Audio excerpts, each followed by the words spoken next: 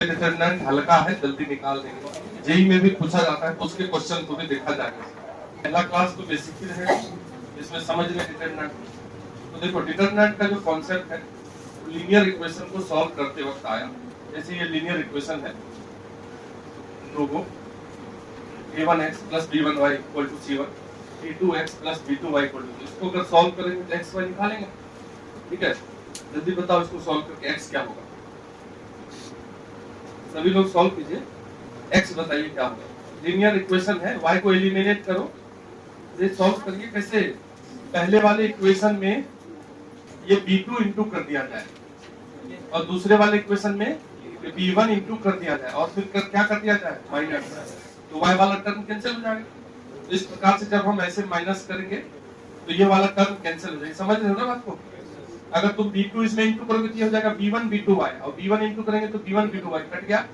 अब यहाँ देखो क्या बच रहा है, a1 और ये क्या इंटू हो गया, b2, ठीक, और ये x माइनस इसमें क्या इंटू हो जाएगा, a2 b1 x equal to c1 b2, इसमें भी इंटू होगा तो b2 c1 minus b1 c2। दिक्कत, x को कॉमन कर लेंगे, x जब कॉमन होगा तो a1 b2 minus a2 b1 is equal to b2 c1 minus b1 c2, यानी कि x equal to b2 c1 minus b1 c2 divided by a1 b2 minus a2 b1। ठीक, ये x है। इसी तरीके से y निकलेगा, निकलेगा कि नहीं निकलेगा? या तो इस x को जाकर के रख दें या फिर इसमें इंटू करके माइनस कर देंगे तो x को हटा देंगे तो y निकल जाएगा। जैसे करना है कर सकते हैं। और छोटा सा जो जैसे एरिया ऑफ ट्रायंगल वगैरह बताए थे या 2D में भी जो स्ट्रेट लाइन पढ़े हुए थे हम, वहां पे भी हम थोड़ा सा डिटरमिनेंट का यूज किए थे, हल्का सा डिटरमिनेंट। बाकी देखो जब y निकालेगा तो वो भी इसी के जैसा निकला, ऐसा है, मतलब ऊपर में ऐसा दो गो नीचे में ऐसा दो गो निकला। 3 वेरिएबल वाला इक्वेशन को सॉल्व किया गया, फिर इसी प्रकार का चीज निकला। तो जो सॉल्व कर रहा था वो इसको एक नया नियम से कनेक्ट किया।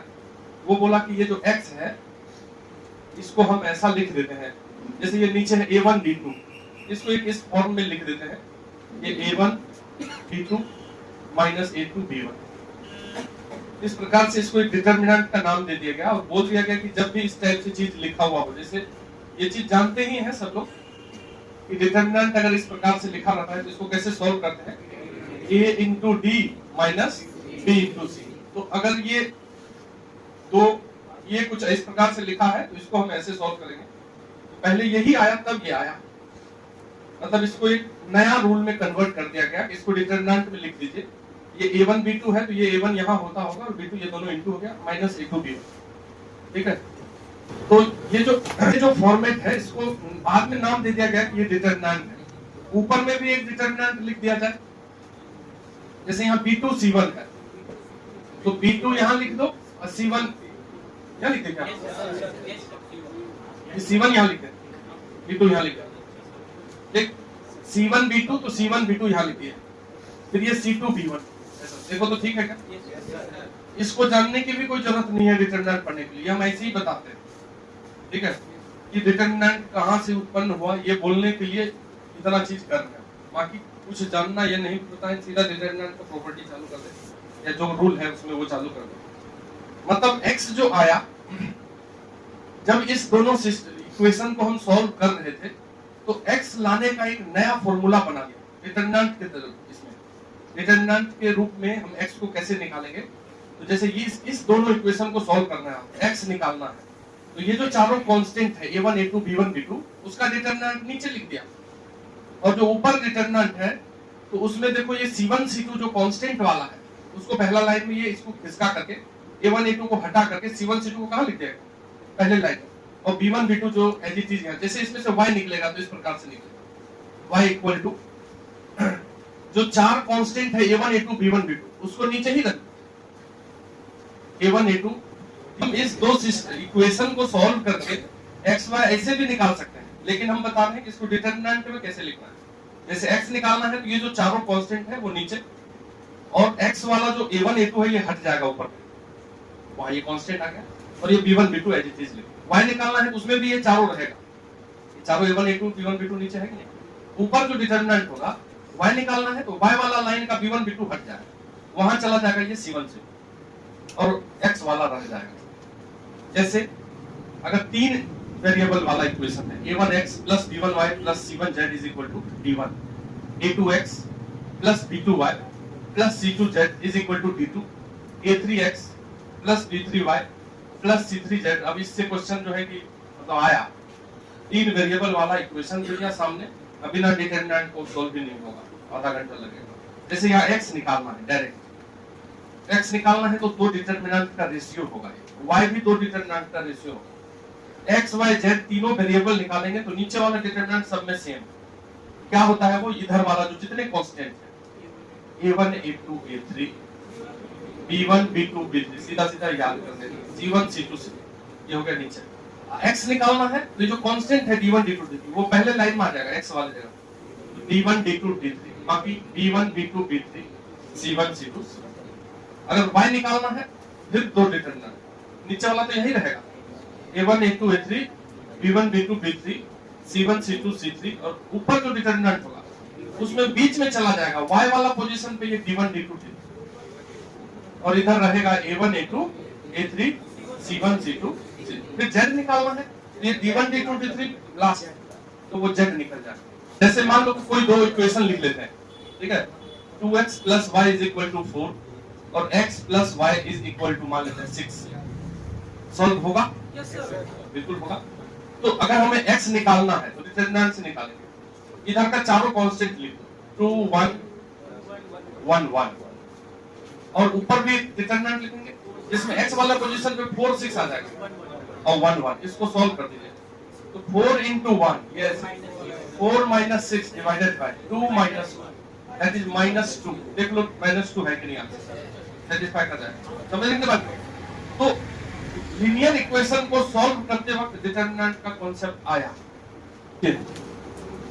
डिटरमिनेंट के बारे में थोड़ा सा कुछ पॉइंट्स लिख लीजिए। facts about determinant। facts about determinant। Determinant में जो है इस प्रकार से 2 वर्टिकल लाइन के बीच में एलिमेंट का अरेंजमेंट होता है, जैसे यहाँ रहेगा, मान लो ये छोटा सा डिटरमिनेंट है, ठीक, इसमें ये नंबर कुछ रखा रहता है, यहाँ पे जो भी नंबर रखा है उसको हम एलिमेंट बोलते हैं, जो अंदर में रखा रहता है तो क्या बोलते हैं, एलिमेंट। तो लिख लीजिए डिटरमिनेंट इज, छोटा पॉइंट है उसको लिखते हैं, determinant is square arrangement of quantities। Determinant is square arrangement of quantities called element। उस क्वांटिटी को क्या बोलते हैं, एलिमेंट बोलते हैं, जिसका अरेंजमेंट होता है, ठीक है। और ये जो अरेंजमेंट है, जो एलिमेंट है, जैसे यहाँ एलिमेंट है, यहाँ एलिमेंट है, यहाँ एलिमेंट है, तो एक पंक्ति में ही बैठा रहता है, हॉरिजॉन्टल लाइन बनता है या फिर वर्टिकल लाइन बनता है। हॉरिजॉन्टल लाइन को बोलते हैं रो, तो ये हो गया पहला रो, और इस हॉरिजॉन्टल लाइन को बोलेंगे दूसरा रो, और इसको बोलेंगे कॉलम। कोई जानते भी है तब भी हम बेसिक से ही शुरू कर दिए, और फिर ये कॉलम 2। तो इसमें 2 कॉलम और 2 रो है, या तो डिटरमिनेंट में 3 रो और 3 कॉलम, 4 रो या 4 कॉलम, मतलब जितना रो उतना ही कॉलम होगा, तभी स्क्वायर अरेंजमेंट बनेगा। समझ रहे बात? तो रो कैसे लाइन को बोलेंगे, हॉरिजॉन्टल लाइन। जैसे भोज खिलाने बिठाएंगे तो ऐसे ऐसे दरी बिछा दिए, फिर ऐसे ऐसे भी बिछा दिए, बोले जहां टकरा रहा है वहां बैठो, ये दरी, फिर इसी के ऊपर ऐसे ऐसे, जहां इंटरसेक्शन हो रहा है वहां बैठ जाइए, तो डिटरमिनेंट बन जाएगा। अगर स्क्वायर करेंगे तो, अगर जितना हॉरिजॉन्टल बिछाए जितना वर्टिकल बिछाए, ये जो नंबर ऑफ रो होता है और नंबर ऑफ कॉलम हमेशा बराबर होता है डिटरमिनेंट। तो number of row is equal to number of column, और इसी को बोलते हैं order of determinant. Order of determinant, जैसे 2 रो है 2 कॉलम है, कितने ऑर्डर का डिटरमिनेंट हुआ, 2 ऑर्डर का डिटरमिनेंट। 3 रो और 3 कॉलम होगा तो 3 ऑर्डर का डिटरमिनेंट होगा। सिंपल एकदम। पॉइंट लिखिए, इसमें 2 डायगोनल होते हैं, ठीक है, इसमें 2 डायगोनल होते हैं। तो एक डायगोनल है ये वाला, देख लो खींच दिए डायगोनल, और एक डायगोनल है ये वाला। तो ये जो डायगोनल है ये वाला, इसको बोलते हैं मेन डायगोनल और इसको बोलते हैं सेकेंडरी डायगोनल। तो दो डायगोनल है, तो लिख लो diagonal from upper left. Upper left मतलब क्या? ऊपर से लेफ्ट वाला। Diagonal from upper left to lower right, corner. Diagonal from upper left to lower right corner is called main diagonal. Main को प्रिंसिपल भी बोलते हैं, ठीक है, is called main diagonal.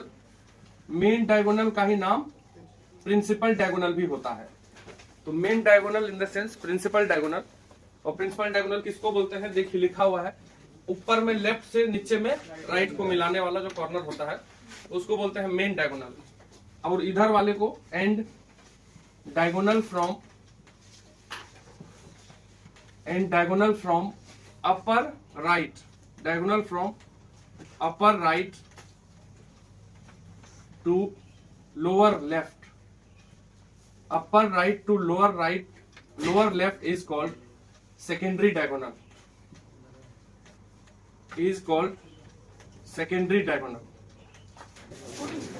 Coding of element. Coding पढ़ा देते हैं। कोडिंग यहाँ पे क्या है? कोडिंग तो वर्ड समझते हो, कोडिंग किसको बोलते हैं? ये तो समझते हो ना कोडिंग किसको बोलते हैं। तो कोडिंग ये होता है कि जैसे तुम ये दो दोस्त है, बगल में कुछ बोलेगा तुमको समझ में नहीं आएगा क्योंकि दोनों कोड किए हुए रहता है। बहुत ऐसा होता है, ठीक है। कुछ बात अपने में ये कर लेता है कि हम बोल, किसी को पता नहीं चल रहा है कि क्या बोल रहा है, कोड करके बोल रहा है। जैसे किसी को मैसेज कर रहे हैं चुपचाप वाला, तो उसको पता रहता है कि देखो हम लिखेंगे ABC तो तुम समझ जाना हम ये बात बोल दिए। मम्मी भी देख लेगी तो मम्मी को लगेगा ABC लिखा हुआ फॉर्मूला है, इसी कोडिंग बोलते हैं। और कोड किया हुआ बात वही डिकोड कर सकता है जिसके लिए वो मैसेज है।